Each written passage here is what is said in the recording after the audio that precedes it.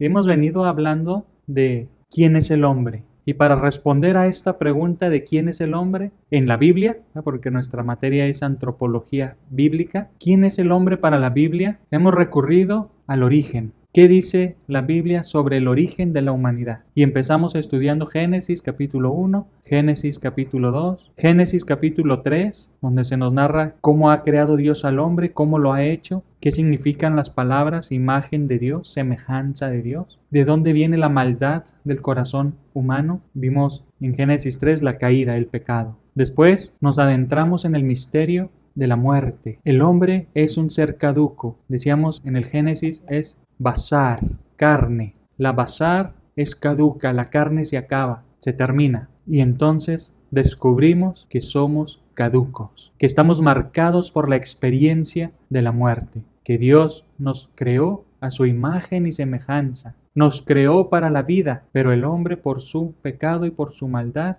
mereció la muerte, experimenta la muerte. El hombre experimenta que es caduco, que es débil, que hay una muerte que lo acecha, que lo único seguro que tiene es la muerte. Y a partir de ahí, los escritores sagrados tienen una sensación de vanidad. Empezando por Eclesiastés, en los sapienciales, descubren que la vida es vana. Vanidad de vanidades, todo es vanidad. ¿Por qué todo es vano? Porque si me esfuerzo por ser justo, por cumplir los mandamientos, por ser bueno, igual voy a morir, tal como el pecador, el que no cumple los mandamientos de Dios, el que hace de su vida una vida de maldad. Entonces, ¿qué sentido tiene la vida? Se pregunta el escritor Coelet. ¿Qué sentido tiene la vida si todo es vano? Si al final todos mueren, si no hay un destino más allá de la muerte. Y los autores sapienciales continúan reflexionando sobre esto, inspirados por Dios, obviamente, llegan a la conclusión de que la angustia de la muerte del ser humano tiene una razón. Esa razón es porque ha sido creado para la vida, porque la muerte no es el final, porque hay en el hombre un destino de inmortalidad y empiezan a descubrir que más allá de la muerte hay vida eterna, vida inmortal. Para poder participar de esa vida eterna tenemos que ser justos, es decir,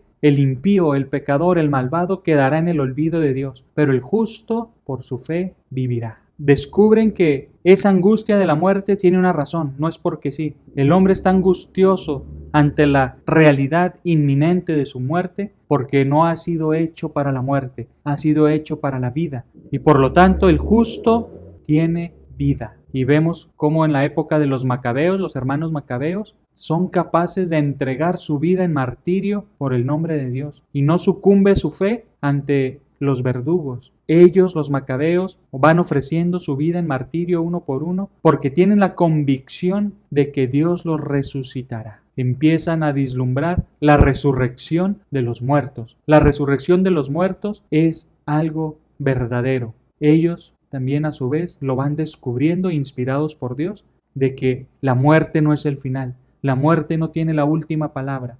Dios tiene el poder para resucitar a los muertos. En los sapienciales hemos visto este camino, desde la tristeza de sentir que la vida no tiene sentido, hasta la alegría de la resurrección, de la convicción de la resurrección, de que vale la pena ser justos, de que tiene sentido vivir en la justicia. Hoy diríamos en la santidad. Para el lenguaje bíblico, ser justo y ser santo es lo mismo. En el Antiguo Testamento les llamaban justos. Entonces, esta realidad de la resurrección se vuelve patente en los escritores sagrados. Es la gran esperanza que los mueve a seguir adelante con su fe, con su vida, vivir la vida con sentido, con plenitud, porque saben que la muerte no es el final. Y así pasamos ahora a los profetas. Y los profetas van a tener la misma convicción. Principio de la sabiduría es el temor de Dios, el temor del Señor, dice el libro de los Proverbios y el libro de la sabiduría. Y los profetas que han sido llamados por Dios, que hablan en el nombre de Dios, tienen esa convicción de que el principio de la sabiduría es el temor de Dios, el respeto a Dios, el reconocer a Dios como Dios, que Dios es Dios y nosotros criaturas, que no nos podemos poner a su nivel, que no lo podemos rebajar a Él, a simple criatura. La relación de amor entre Dios y el ser humano es, al fin de cuentas, una relación de amor entre un padre y sus hijos. Esa es la analogía que utiliza el lenguaje bíblico, como un padre con sus hijos, como un esposo con su esposa. Así es la relación de amor que tiene Dios con nosotros.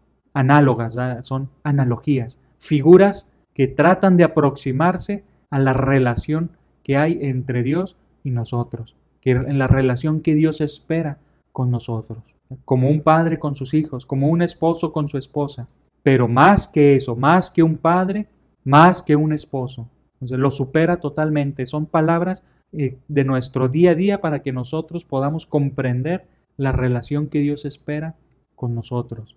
Y ahí parten los profetas. Los profetas desean también que el pueblo se vuelva hacia Dios, que el pueblo regrese a cumplir los mandamientos de Dios, a vivir el sentido de la vida en Dios. Y así tenemos profetas como Ezequiel, a quien le va a decir el Señor: mira todos esos huesos, están secos, están muertos, son polvo. ¿Podrán acaso resucitar esos huesos? Ezequiel le dice: Señor, tú lo sabes. Y entonces le dice: profetiza al espíritu de los cuatro vientos. Ahí empieza toda esa narración de Ezequiel desde el capítulo 40, ¿se acuerdan? De los huesos secos, donde Ezequiel profetiza sobre los huesos secos, el viento sopla y se les infunde otra vez el aliento de vida. Bueno, primero los nervios, los tejidos, o sea, recuperan la carne, la basar, recuperan su carne, y de hecho esa escena de Ezequiel está anunciando la resurrección de los muertos. ¿Qué es lo último que necesitan esos huesos? Ya tienen carne, ya tienen nervios, músculos, todo, pero parecen zombies, ¿verdad? Están como zombies. ¿Qué es lo que necesitan? Por último, el soplo divino. Lo último es que Dios sopla sobre ellos el aliento de vida, la nefesh, el alma. Sopla sobre ellos y entonces resucitan, reviven los huesos secos. Ezequiel ya está anunciando que habrá una resurrección. En la Sagrada Escritura se nos narran algunos casos de resurrección, o de revivir, más bien, ¿verdad? De que reviven los muertos, no en el concepto teológico de resurrección, sino más bien como de resucitar, de revivir. Pero los que han revivido en las Sagradas Escrituras, como el amigo de Jesús, que estaba muerto y que Jesús lo regresa a la vida, y otros ejemplos, ¿verdad? Como la niña, ¿verdad? Talita cum, niña, levántate. Todos, o los que resucitaron o revivieron en el momento en que Cristo muere, ¿verdad? Cuando Cristo está en la cruz, muere, muchos muertos resucitan. Pero todos esos ejemplos, los de Ezequiel, ¿verdad? Que revivieron para volver a morir. Es decir, Dios les regresó la vida, pero cumplida la misión, el objetivo de esa resucitación, volvieron a morir, volvieron al polvo. Talita cum, niña, levántate. Y vivió su vida y volvió a morir, ¿verdad? Y Lázaro, sal de ahí. Salió y después regresó al sepulcro otra vez. Es un anuncio, todos estos ejemplos, de la resurrección futura, la que nos espera a todos. Son ejemplos visibles de la resurrección que nos espera a todos, de la esperanza de la resurrección. Entonces, la humanidad atraviesa por el umbral de la muerte, sí o sí. La muerte biológica, el cuerpo muere. Y entonces entramos en esa misteriosa separación del alma y el cuerpo, que no es una separación tal cual, o sea, nosotros lo separamos conceptualmente para comprender el misterio de la muerte, pero el ser humano es ser humano con cuerpo y alma siempre. No tenemos dos realidades separadas que se pueden juntar como un rompecabezas, ¿verdad? Este es el alma, este es el cuerpo, y los juntamos y ya tenemos un ser humano, pero los podemos separar. No se pueden separar, son una sola cosa. Para el hebreo, para el judío, el ser humano es alma y cuerpo, pero es una sola cosa. Se separan conceptualmente para entenderlo, para tratar de entenderlo. ¿Qué es la muerte entonces? Es un misterio mediante el cual el cuerpo regresa al polvo y el espíritu, el alma, se eleva hacia Dios, va hacia Dios. El aliento divino que fue soplado, que nos fue insuflado, regresa a Dios, y el cuerpo, polvo, a la tierra. Fuimos tomados de la tierra y regresamos a la tierra. Ese acontecimiento que es un misterio que no sabemos cómo sucede, nos mantiene incompletos, nos mantiene como seres humanos que no somos plenos, sin plenitud, porque no podemos estar para siempre separados de nuestro cuerpo, porque no seríamos plenamente humanos. De manera que los escritores sagrados descubren eso, que la muerte no puede ser para siempre. Si el ser humano ha sido creado para la vida, para la inmortalidad, entonces en algún punto se tendrá que volver a unir el aliento de Dios, que es nuestra alma, nuestro ser espiritual, con nuestra carne, con nuestro cuerpo, y volveremos a unirnos a nuestro cuerpo, un cuerpo que ahora va a ser glorioso, un cuerpo que ya no va a estar sometido por el pecado. Nuestra carne está dominando nuestro espíritu. Nuestros instintos carnales son más poderosos que nuestros deseos espirituales. Como dice Jesús, el espíritu está pronto, pero la carne es débil. El espíritu está dispuesto, quiere el bien, quiere la verdad, quiere la belleza, quiere la bondad, pero la carne es débil, dice Jesús. Y volvemos a caer en el pecado. El espíritu está dispuesto, pero la carne es débil. En el día de la resurrección tendremos un cuerpo glorioso, y el cuerpo glorioso va a estar sometido al espíritu, de manera que ahora nuestros deseos espirituales van a estar por encima de nuestros instintos, de nuestra carne, de nuestro cuerpo. Ya no va a dominar la carne, sino el espíritu. Se van a intercambiar los papeles. Pero para que eso sea posible, necesitaríamos primero reconciliarnos con Dios, porque estamos alejados de Dios. La muerte es la consecuencia de habernos alejado de Dios. Cuando morimos, bajamos al sepulcro, bajamos al lugar de los muertos y estamos en el Sheol. Hemos estado en este Sheol, en el lugar de los muertos, en el lugar de la muerte, desde Adán. Desde Adán hasta Cristo, todos estaban en el Sheol, en el lugar de la muerte. Lo que decimos que Cristo ha hecho una vez que descendió a los infiernos es que ha rescatado a la humanidad, ha rescatado al ser humano. Y esta imagen del logo de la misericordia representa eso precisamente. Es Cristo muerto que desciende al Sheol, que desciende al sepulcro, desciende a los infiernos. Estos círculos se van haciendo cada vez más oscuros, si se fijan, hasta llegar al negro, al abismo. El abismo es el lugar de la muerte, el Sheol. Y ahí está Adán, el hombre, el primer hombre, Adán, el primer Adán. Entonces Cristo desciende a la muerte para rescatar a Adán y lo carga entre sus hombros, como el pastor a la oveja perdida. Lo carga entre sus hombros, y entre sus hombros ya no trae una oveja, sino que trae a Adán, el primer hombre. Este Adán es rescatado de la muerte, del abismo, del Sheol, por el nuevo Adán, el nuevo hombre. Este Adán es el que perdió la amistad con Dios por querer ser superior a Dios. Este Cristo es el Dios que se humilló hasta la muerte. Es el Dios que se humilló haciéndose uno de nosotros, haciéndose hombre y haciéndose obediente hasta la muerte. El primero que cayó por su desobediencia, el segundo que triunfó por su obediencia. Entonces Cristo, muerto en la cruz, desciende al sepulcro de la muerte, al lugar de los muertos, al Sheol, y rescata a Adán. Y ahora la mirada entre Adán y Cristo es la misma. Si se fijan, comparten un ojo, ¿verdad? Los dos ahora ven a través del mismo ojo. Adán ya puede ver con el ojo del Hijo de Dios. Y el Hijo de Dios ve a través del ojo de Adán, del Ben Adam, el Hijo del Hombre. El Hijo de Dios, Hijo de Hombre. Y los dos son seres humanos. Pero al rescatarlo, al sacarlo del abismo, lo eleva a una dignidad superior. Lo hace Hijo de Dios. Cristo, cuando resucita, destruye la muerte para siempre. Destruye el pecado. a los que le hemos recibido por la fe y en el bautismo, que es el sacramento de la fe, nos ha dado la potestad de ser hijos de Dios. De manera que Adán aquí no está siendo rescatado solamente para regresarle la vida humana, no está siendo resucitado para volver a morir, sino que está siendo rescatado para tener vida eterna. Y en él, en esta figura de Adán, estamos representados todos.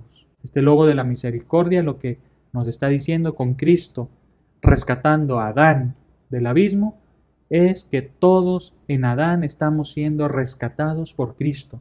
En Adán estamos todos. Cuando Cristo rescata a Adán, nos rescata a todos. Y a todos nos da la promesa de la vida eterna, pero una vida plena, de la resurrección de los muertos. Entonces ahora vamos a continuar con, ya teniendo este trasfondo del Cristo que desciende a la muerte, de la resurrección de los muertos que esperamos, vamos a continuar con el documento de la Pontificia Comisión Bíblica, que dice: la gloria de Dios se revela, según Isaías 45, allí donde la debilidad acoge a la luz de la fe la potencia del Señor que se manifiesta como palabra regeneradora. La palabra enviada por el Altísimo no vuelve a Él sin haber cumplido su cometido. El desierto florecerá, los ciegos, los sordos y los cojos recuperarán la plena vitalidad. Incluso cuando los afligidos creen que se ha perdido toda esperanza, la voz profética resuena para anunciar la venida de un espíritu capaz de hacer revivir los huesos secos, porque Dios promete: yo mismo abriré vuestros sepulcros y os sacaré de ellos, pueblo mío. Pondré mi espíritu en vosotros y viviréis. El aliento del Señor Dios, que al principio había hecho que el polvo se convirtiera en un ser vivo, como dice el Génesis 2:7, actúa en la historia para dar vida a un pueblo extenuado. También Isaías interpreta el prodigio de un maravilloso renacer. Dice Isaías 26, revivirán tus muertos, resurgirán nuestros cadáveres, despertarán jubilosos los que habitan el polvo, pues rocío de luz es tu rocío, que harás caer sobre la tierra de las sombras. Lectura de Isaías: revivirán tus muertos, resurgirán nuestros cadáveres, despertarán jubilosos los que habitan el polvo. Esa es la gran esperanza del pueblo, era la esperanza del pueblo de Israel y es también nuestra esperanza, porque sabemos que la resurrección y la vida es Cristo. Cristo ya ha cumplido todo esto. Cuando viene Cristo al mundo, le preguntan los discípulos de Juan el Bautista: ¿tú eres el Mesías o tenemos que esperar a otro? Nos pregunta Juan el Bautista, nos pregunta nuestro maestro que si tú eres el que ha de venir o esperamos a otro. ¿Y qué les contesta Jesús? Díganle a Juan: los ciegos ven, los sordos oyen, los cojos caminan, los muertos resucitan. Es decir, todas las señales que habían sido profetizadas se están cumpliendo. Díganle eso, no le digan que si sí o si no, díganle lo que dice la Escritura que va a suceder y que está sucediendo. De este consolador anuncio se alimentarán las generaciones futuras. Lo reitera Daniel con el anuncio de la resurrección de los justos y lo atestigua la madre de los macabeos. Los macabeos, estos mártires de los que hablábamos hace un momento. Y la madre de los macabeos en el mismo momento en que sus hijos son sometidos al suplicio. La revelación neotestamentaria seguirá esta estela profética. El personaje de Elías, arrebatado por el Señor en su carro de fuego, se convertirá en la prefiguración del destino de gloria de los salvados. Así como Elías fue arrebatado en un carro de fuego, así serán arrebatados también los que se mantienen en Cristo hasta el cielo. Elías fue arrebatado al cielo. Los que estén pues en el día de la resurrección también serán arrebatados al cielo. Los que estén en el día de la venida de Cristo. Porque ¿cuándo sucederá la resurrección de los muertos? el día en que Cristo vuelva para juzgar a vivos y muertos, como decimos en el credo. El rescate de Jesús de Nazaret ante la debilidad humana. Estamos ya en el número 36 del documento de ¿Quién es el hombre? ¿Qué es el hombre? Del Pontificia Comisión Bíblica. Ya está hablando aquí del rescate de Jesús de Nazaret ante la debilidad humana. La tradición neotestamentaria acoge, tal como acabamos de indicar, el patrimonio religioso de las antiguas escrituras y les aporta el don de una nueva y decisiva revelación, cuando testimonia que en Cristo se cumplirán todas las promesas de vida anunciadas por los profetas, porque Él es la palabra que da vida a toda carne. Es Él quien derrama el Espíritu por el que los mortales resucitan a una vida nueva e imperecedera.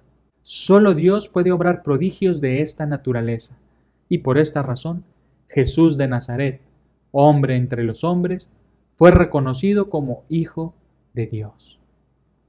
La palabra que da vida a toda carne es Cristo. Cristo es la palabra eterna del Padre. Como decíamos al principio, toda carne es hierba y su belleza como flor campestre, se agosta la hierba, se marchita la flor, pero la palabra de nuestro Dios permanece para siempre. Lo único que permanece es la palabra de Dios. Iba a decir Juan, y la palabra se hizo carne y habitó entre nosotros. La palabra que da vida, Dios pronuncia una palabra y esa palabra obra lo que dice, realiza lo que significa. Así, esa palabra tiene el poder para dar la vida, también se hizo carne, se hizo uno de nosotros, Cristo. Es Él quien derrama el Espíritu por el que los mortales resucitan a una vida nueva e imperecedera, una vida que ya no está marcada por el final de la muerte, por la caducidad. Solo Dios puede obrar prodigios de esta naturaleza. Por eso reconocen a Cristo como el Hijo de Dios, porque lo que Él hace es imposible para el ser humano. Descubren irremediablemente que Él es Hijo de Dios. En los relatos de los evangelios, la fragilidad y la precariedad del ser humano se expresan en diversas modalidades.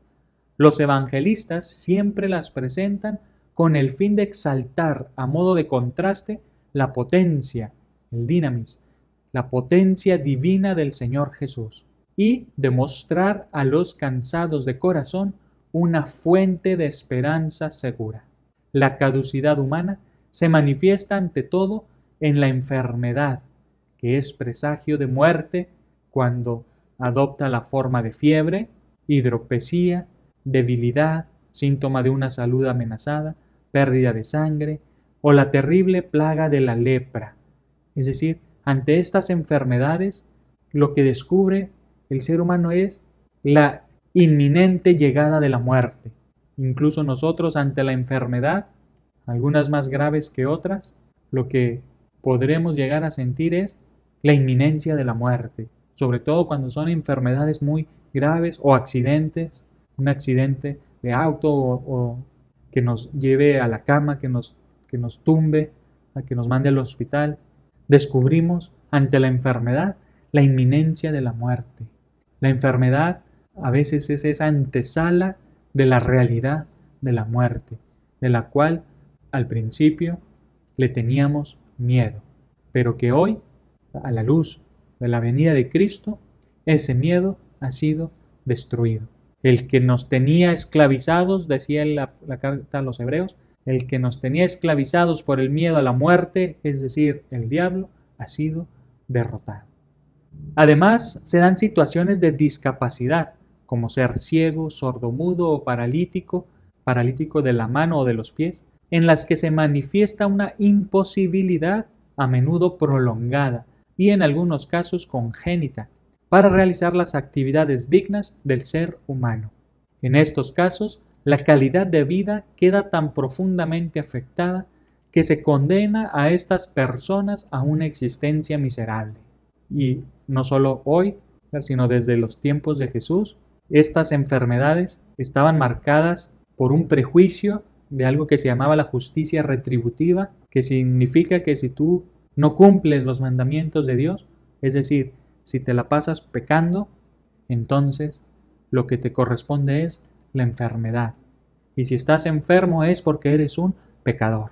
De hecho, en los evangelios muchas veces los fariseos le preguntan a Jesús ante una persona con alguna discapacidad, ¿quién pecó? ¿Él o sus padres?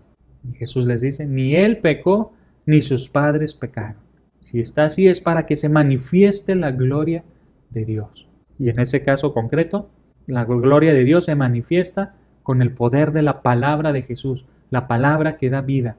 Yo te lo mando, levántate. Tus pecados te son perdonados. Toma tu camilla y anda. Palabras que les decía Jesús a los que estaban afectados por alguna de estas discapacidades, de que no se podían levantar, que no podían caminar, paralíticos.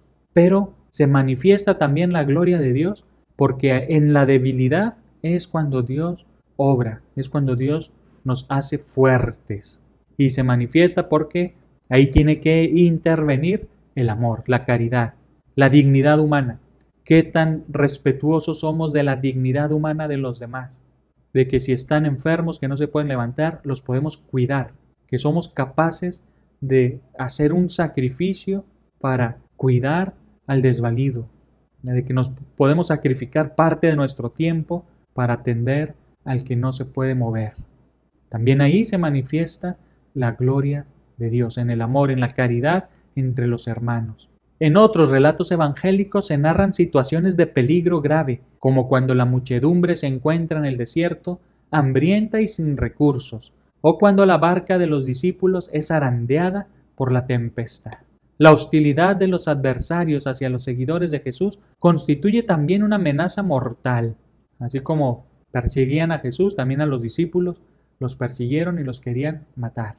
Por último, las personas pueden vivir en condición de esclavitud, ya que están sometidas a fuerzas perniciosas, identificadas con un espíritu diabólico que se apodera del ser humano. Cristo visita, Lucas 7:16, Cristo visita esta debilidad diversificada, curando a los enfermos, regenerando las fuerzas de los lisiados, salvando a los que se encuentran en peligro mortal, liberando a los endemoniados e incluso resucitando a los muertos. Cristo visita la debilidad humana, toca la debilidad humana, la enfermedad, toca la humanidad, atiende todas estas dolencias propias de la debilidad humana. Otros hombres de Dios en la historia de Israel también habían recibido del Señor poderes similares. Moisés recibió el don de sanar a los leprosos. Elías y Eliseo realizaron varios hechos milagrosos y resucitaron muertos. También de Isaías se cuenta que curó al rey Ezequías con un raro emplasto de higos. Pero lo que la tradición evangélica atestigua es, ante todo, que la obra de curación y de regeneración no se limitó a unas pocas intervenciones esporádicas, sino que constituyó la esencia de la misión de Jesús y el ejercicio cotidiano de su ministerio. Las diversas enfermedades y debilidades son aliviadas por el Salvador y las personas vulnerables, sean judías o paganas, reciben una vida renovada si la súplica nace de una fe auténtica. Además, Cristo transmitió su poder divino a sus discípulos, los cuales fueron enviados al mundo con sus mismos poderes de sanación, liberación y regeneración, de tal suerte que la historia quedara para siempre marcada por la acción salvadora de Dios. Entonces, lo primero que nos llama aquí la atención es que ese Cristo que se acerca a la humanidad realiza las mismas obras que habían realizado otros personajes bíblicos que estaban en la mente de los judíos, de los que lo escuchaban, de los que lo veían, que lo podían relacionar muy pronto con ellos. Este hace lo mismo que Moisés, este hace lo mismo que Isaías, este hace lo mismo que lo que dicen las Escrituras. Por lo tanto, lo vinculan directamente a la palabra de Dios, a la Sagrada Escritura. Ya lo ven como un hito, así como todos estos personajes bíblicos descubren que aquí también algo está pasando. porque lo que éste hace nos recuerda cosas que solamente se hicieron según narraciones de las Escrituras, según lo que nos cuentan las Escrituras que hizo Moisés, que hizo Isaías. Todo esto apunta entonces a que ese Jesús de Nazaret es alguien enviado por Dios. Es alguien a quien Dios le ha dado ese poder.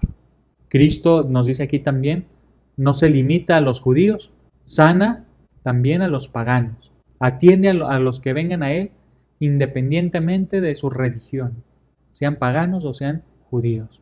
Nos hace pensar también en algún pasaje del Antiguo Testamento donde uno de los profetas también atiende a las mujeres paganas, a una mujer pagana que tenía hambre y también la atiende, ¿verdad? Y así varios episodios donde los profetas también atienden a los no judíos. Y los judíos más radicales, o los hebreos más radicales en ese tiempo, se rasgaban las vestiduras.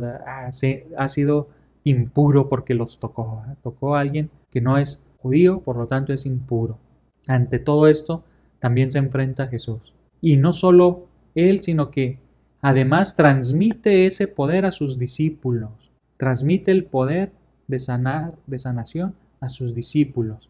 Y esto es importante porque, para empezar, Jesús no le daba tanta importancia a la sanación física. Si se fijan, lo que a él le importaba era la fe de las personas para perdonar los pecados. Eso era lo importante.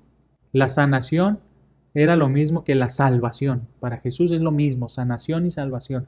Lo que a Jesús le importa es la salvación de las personas. Y por eso, como signos de testimonio, como signos para que vean el poder de Dios, para lograr la conversión, hace también estas curaciones. Pero lo que a él más le importa es la salvación. Que salvación y sanación están íntimamente relacionadas en las Escrituras, sobre todo en Jesús. Por eso cuando cura a un enfermo, por ejemplo, si era el paralítico, pues lo que le dice es: hijo, tus pecados te son perdonados. Levántate, toma tu camilla y vete a tu casa. ¿Y qué dicen los judíos? Caray, ¿quién es este para perdonar pecados? Y entonces Jesús les dice: para que vean que el Hijo del Hombre tiene poder para perdonar pecados, te digo, levántate, toma tu camilla y vete a tu casa. Y se levanta y se va, ¿verdad? Se va caminando. Lo primero que Jesús hace es el perdón de los pecados. Y con el perdón de los pecados, asume que viene también la curación física, la curación del cuerpo. Pero siempre el mal más profundo que hay en el ser humano es el pecado. El pecado es el que nos tiene atados, el que nos tiene a veces incluso enfermos, esclavizados, no porque sea un castigo de Dios, como decían en la justicia retributiva, de que si cometes un pecado, el castigo de Dios es una enfermedad, ¿verdad? Sino porque el pecado muchas veces nos lleva a tomar acciones perjudiciales para nuestra propia salud. Cuando estamos esclavizados al pecado, destruimos también nuestra propia salud. Y este poder es el que le da Jesús a sus discípulos, el poder para perdonar pecados. Y perdonando los pecados, anunciando la buena noticia, el evangelio del reino, de que el reino de Dios ya está aquí, entonces curaban.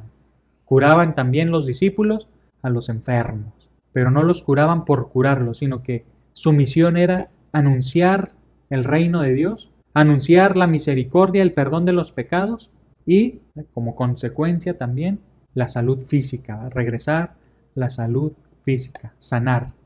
Todo esto resulta asombroso y es considerado por los evangelistas como cumplimiento mesiánico, como venida del reino de Dios.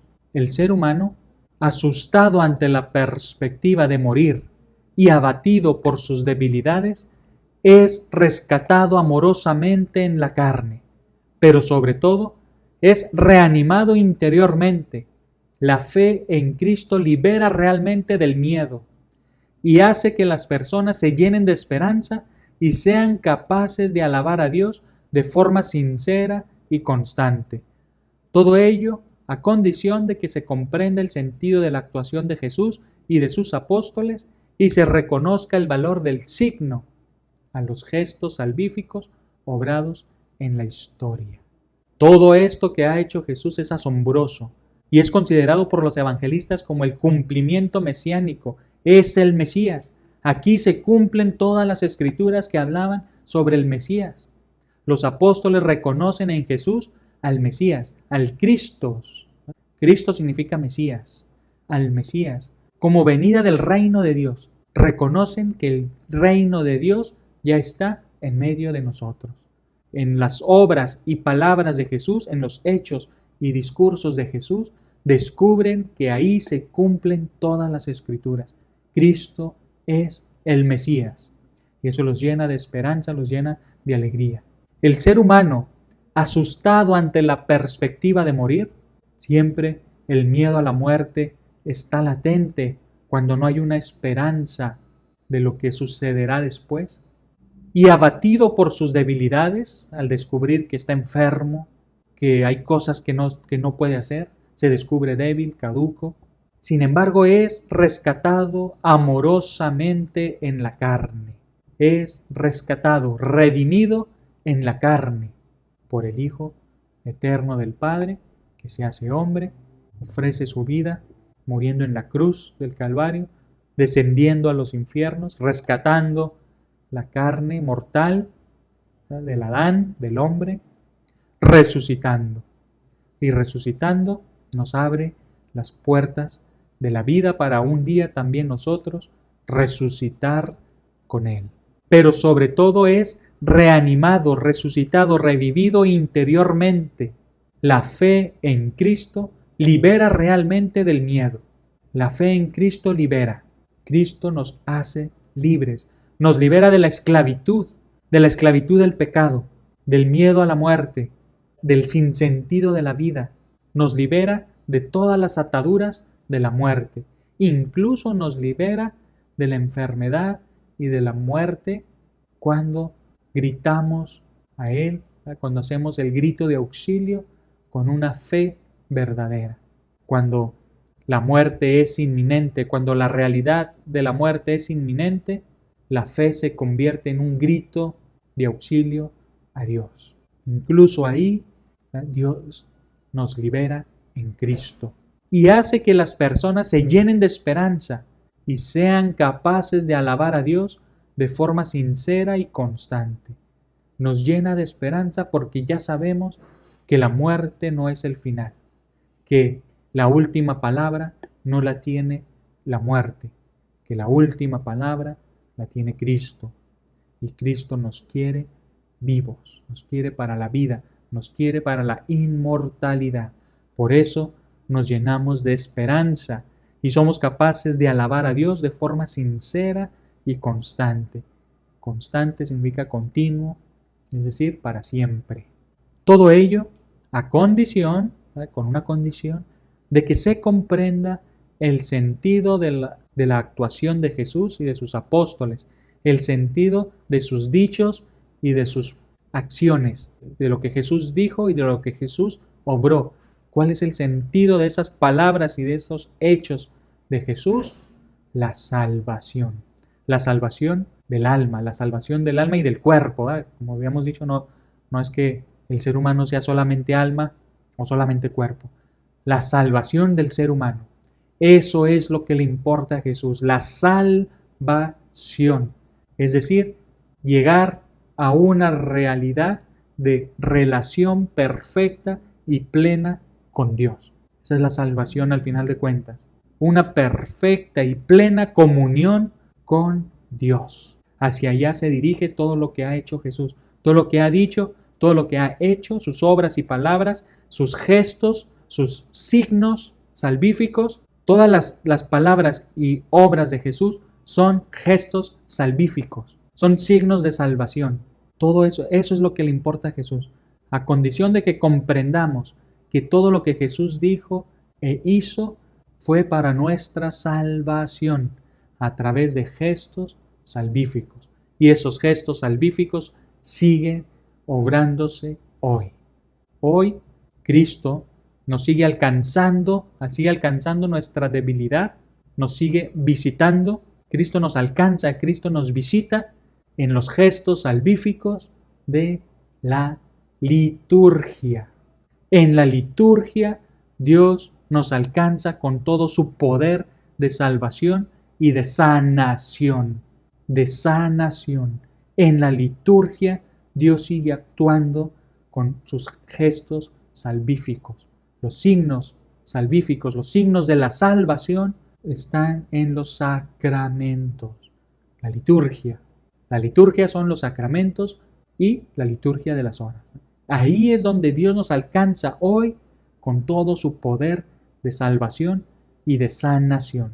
Ahí es donde los pecadores y los enfermos encuentran el auxilio de Dios. Por eso dicen algunos que a Dios solamente lo necesitan dos clases de personas, los enfermos y los pecadores. Y algunos otros, como nosotros, por las dos razones, ¿no? Somos enfermos y somos pecadores. Es en la liturgia donde Dios nos aguarda, donde Dios nos toca, donde Dios toca nuestra humanidad con esos signos salvíficos, con esos gestos de salvación.